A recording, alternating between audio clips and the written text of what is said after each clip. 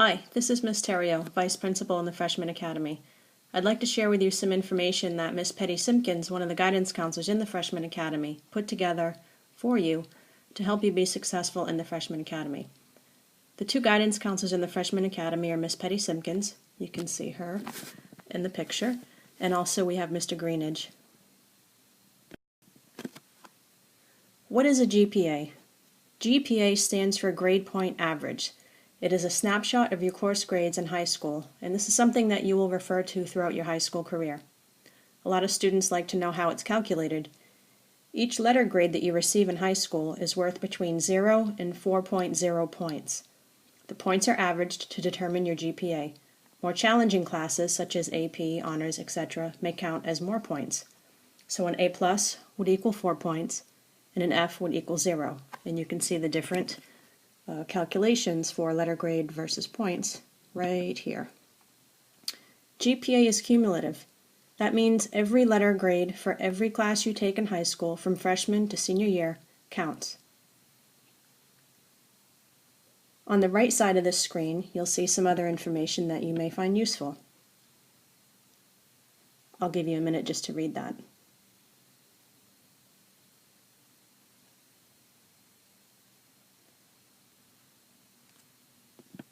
What you really need to know is if your GPA is below 1.0, you need help, and you should talk to your guidance counselor, a teacher, or you can talk to me, your vice principal, and we can do anything that we can to try to help you. What you want is your GPA above a 3.0. GPA and future options. Your GPA is important, as are your grades, because it helps determine what your opportunities would look like when you're facing graduation. So if your GPA is in this range here, you have a great shot at doing whatever you want, such as going to a four-year college or university, military academies, scholarship programs. Basically, those types of options, you need a 3.0 and above. If you're in this range, the C to B- range, you could be looking at a two-year college.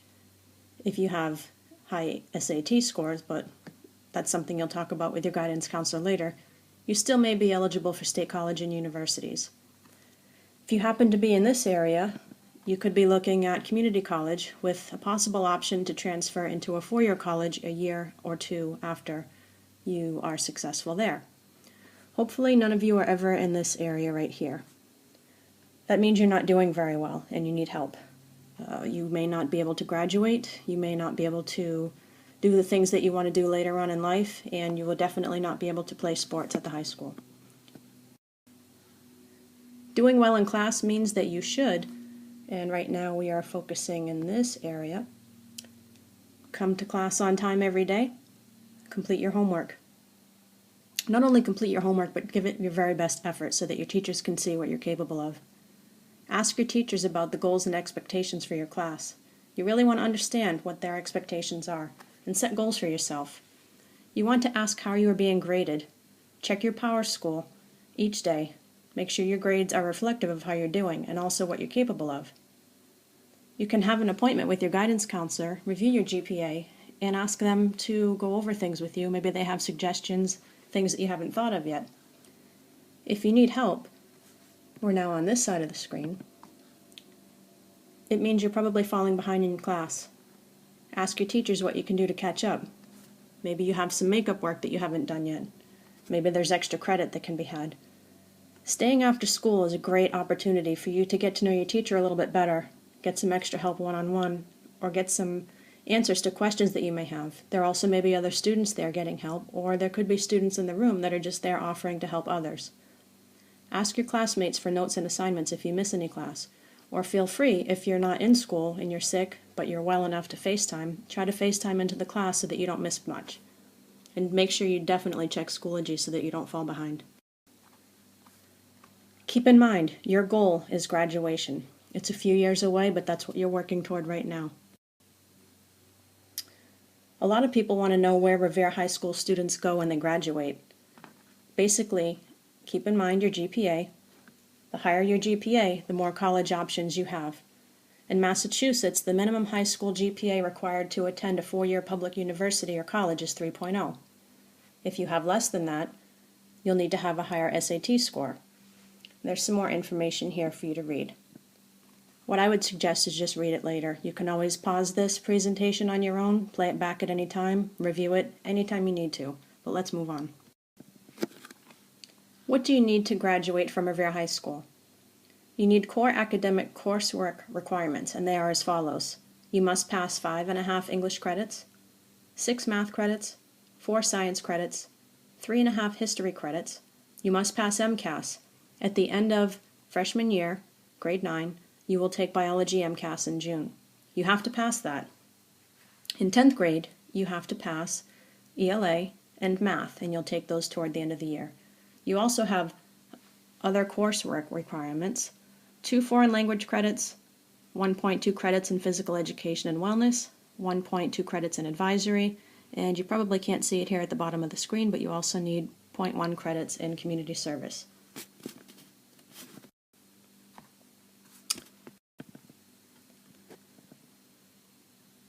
Make sure you're on track to graduation. You want to keep your attendance at least 90% or higher. There's no reason you can't have 100% of attendance.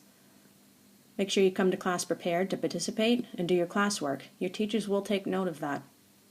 Complete your homework and any assignments that you have. Prepare for and do well on tests, quizzes, and projects. Think about this for a minute. If you have a test coming up, or a quiz, or a project, and you may not be so great in that particular topic, what you might want to do, and a great thing to do, is to stay before the test or quiz, or if you're working on a project, stay with your teacher or form a study group and get some help so that you're not doing it alone. If you stay before a test or quiz, chances are you'll do much better on the test or quiz the next day because the teacher will help you in the areas that you're stuck on. To graduate, you also have to pass the MCAS, and we just went over that, math, ELA, and biology this year. If your grades and GPA are not where you want them to be, talk to your teachers, talk to your guidance counselor, work on a plan for getting back on track. And if you need some motivation, you can talk to me at any time. I'm always in the cafeteria. In the morning, I'm in the front door. You can always find me, and I can definitely motivate you, or you can schedule an appointment. Not a problem at all. As you're going through this year, I want you to keep thinking about college, future careers, different options, things that you may want to do. You're still young and you may not know yet, but start to think about, do I like this class? Do I like this elective? Because that will help you start to figure out what you want to do. What do different types of colleges offer to you? You have public versus private. Public colleges are funded by local and state governments. That means they usually charge lower tuition, particularly for in-state residents. Private colleges may receive some government funds, but they mainly rely on tuition, fees, endowments, and other private sources of funding. There are universities versus colleges. Universities are required to offer postgraduate degree options, such as a master's and doctoral degrees. You're not there yet, but you might be someday, while colleges are not. Both universities and colleges are primarily four-year schools. Community colleges. Those are the most common type of two-year schools. They offer associate degrees that can be used to transfer to a four-year college and earn a bachelor's degree. They also offer certificates that focus on career readiness. Community colleges are often an affordable and convenient option. The tuition is usually low, especially to in-state residents. There are also vocational or technical colleges. They're often two-year schools that offer specialized training to students interested in a particular industry or career. Students are not required to take general education classes, and they take classes only in their field of study. For example, culinary arts, dental hygiene, or medical records technology. Students receive a certificate of completion or an associate degree when they complete the program. Where did Revere alumni go? This is a list of four-year colleges that students who went through this school prior to you have gone. It's a very long list, and I will not read it to you, but I'll give you a moment to take a look at it. And you'll see some Ivy League schools here, some very impressive colleges and universities that prior students from Revere High School have chosen to go to. And there's no reason that you can't too. They also went to private two-year colleges such as Bay State, Benjamin Franklin Institute of Technology, Dean College, Fisher College, Lincoln Tech Institute, Marion Court College. Also public two-year colleges, Bunker Hill Community College and North Shore Community College. If you look up here, you can see that there's a website that you can go to. You can go.collegeboard.org and see how other students like you have made college a part of their plan. If you want to go to college but don't have any idea how to get started, where to even begin your thinking, talk to your guidance counselor. That's what they're there for. You may be considering other options. Maybe you don't want to go to college. Maybe you want to go into the military. That's what I did. I started out at 17 in the military, and I did not go to college right away. If that's for you, know that your GPA needs to be high. The United States Military Academy, 83% entering their first year had a high school GPA of 3.75 or higher. The Air Force Academy, 70% of entering first-year students had a high school GPA of 3.75 or higher. You definitely need a high school diploma to enter the Army or Navy. They're very competitive, and they require you to be an ethical person, someone who they can trust, and someone that dedicates their life to learning and the community. So keep those things in mind. If you're looking at a specialized career, the following careers at least have a high school diploma, an associate degree, or a certification program at a vocational school or community college: beautician, computer technician, dental assistant, electrician, mechanic, medical assistant, or office assistant.